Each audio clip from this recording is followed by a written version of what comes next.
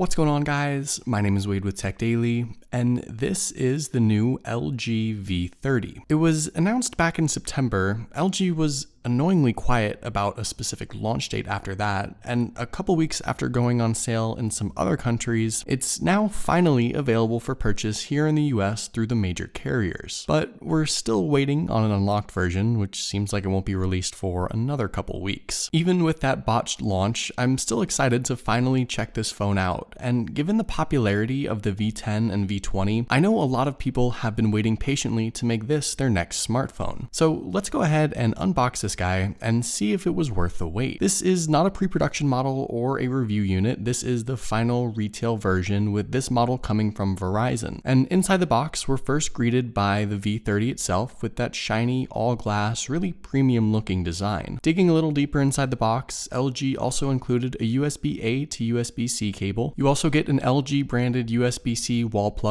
with the V30 supporting Quick Charge 3.0, and one more cable, which is a USB-C to USB-C. There's also a ton of paperwork included, but besides that, nothing else inside the box. My initial impressions of the V30 from just holding it in my hand are that it definitely feels premium with the metal and glass design, but it's a surprisingly lightweight phone. Other glass and metal phones like the S8, the Note 8, the iPhone 8, they all felt really sturdy, while the V30 is kind of strange in how little it weighs. It's not necessarily a bad thing, just something I thought was a little surprising given the materials of the device. The screen on the V30 is a huge 6-inch POLED display at 2880 by 1440 resolution, with a pixel density of about 537 pixels per inch and covered in Corning Gorilla Glass 5. Now, I'm just gonna come right out and say it. This is not the best display on the market, both in specs and general appearance. Without going into settings and adjusting anything, out of the box, I found the display a little bit cooler in color tone than Samsung's AMOLED displays, and while saturation looks pretty good and blacks look nice and deep, I found that in low light, particularly against white or lighter colors on screen, there seem to be lines or like cross-hatching really visible. I can't really show it on camera, but in person, there's just a very strange texture that shouldn't be happening on a device with specs like these at a price point this high. Maybe this V30 left the factory with a subpar display, but I found that I'm actually not the only one with this issue, unfortunately. It might come across as nitpicky because it isn't a deal breaker exactly, but it's at least something to note. Like pretty much all the major flagships for 2017, the V30 has an impressive screen-to-body ratio of about 81%, which of course is achieved by having some pretty small bezels on the top and bottom. We get that rounded off display once again like we saw with the G6 that I really don't mind, and there's also a very slight curve towards the edges of the phone, similar to Samsung's Infinity display, but not quite as extreme. It makes the side bezels feel even smaller, and I think also makes the screen sort of flow off the edges and looks really nice. The all metal and glass design definitely seems to be the theme for 2017 as well. This V30 is the cloud silver color, and while I do like that silver back glass, congrats to Verizon for ruining it with their ugly logo. I went ahead and added a matte black slick wrap skin to cover it up, which also made the phone a lot less slippery. And if you're interested in picking up a slick wrap skin for any of your own devices, I'll leave a link down below in the video description, along with a code for $5 off any order. Up front towards the top, you've got the front-facing camera and earpiece. The left side is where you'll find the volume buttons. On the bottom, you've got a USB-C port, and unfortunately, just one single speaker there towards the right. No dual speakers on this phone, but up top, you do get a headphone jack, which aside from just being there, is sort of special in its own right, which I'll talk about in a minute. And around back, you've got the dual camera setup with LED flash. You get a 16 megapixel f1.6 main lens with OIS, and a newly updated 13 megapixel f1.9 wide angle lens, with improvements in distortion and post-processing for brighter and clearer wide angle pictures. And around back is also where the power button and fingerprint sensor is located. It's in a good spot that's easily accessible, and it's pretty similar to what we saw on the G6. As far as the internals go, you're pretty much getting flagship specs across the board. The Qualcomm Snapdragon 835 processor, Adreno 540 GPU, 4GB of RAM, 64GB of expandable storage, and a non-removable 3300 mAh battery, all pushing Android 7.1.2. I know LG's Android skin isn't the most loved, but I personally don't hate it, and LG has done a good job job slimming it down. You can tweak some settings to get things to flow a little better, but the phone is still very quick and responsive. The real question now though is whether LG will push out Android Oreo for all of their devices before the end of this decade. As far as some other things worth mentioning, you do get expandable storage up to 256 gigabytes, which is awesome, along with an IP68 rating for water and dust resistance, but the standout feature that separates this flagship from all the others is the headphone jack. And no, not just because it still has it, but because it's a complete headphone quad DAC amp system that produces a high fidelity audio output. You can connect a high-end pair of headphones to the V30 and enjoy some of the highest quality audio files out there. The amp inside this phone does all the work, making sure to properly drive a good signal to nicer headphones, while also being able to handle and manage casual, cheaper earbuds properly as well. The ability to listen to audio files of the highest quality properly with professional headphones, while still balancing out consumer-grade earbuds, makes this an audiophile's dream of a smartphone. The last thing I want to mention about the V30 is its price. Full retail cost is about $800, which is in line against the other flagship devices that are out right now. But some carriers like AT&T and Verizon, for example, are offering deals and discounts, which can bring the cost down a couple $100s, which then makes this phone a much better buy. All in all though, I'm excited to use this phone over the next few days as I am a big fan of LG. And if you guys have any questions about this device or want to see any videos in particular, let me know in the comments below. Also, be sure to follow Tech Daily on Twitter and subscribe to the Tech Daily YouTube channel if you haven't already,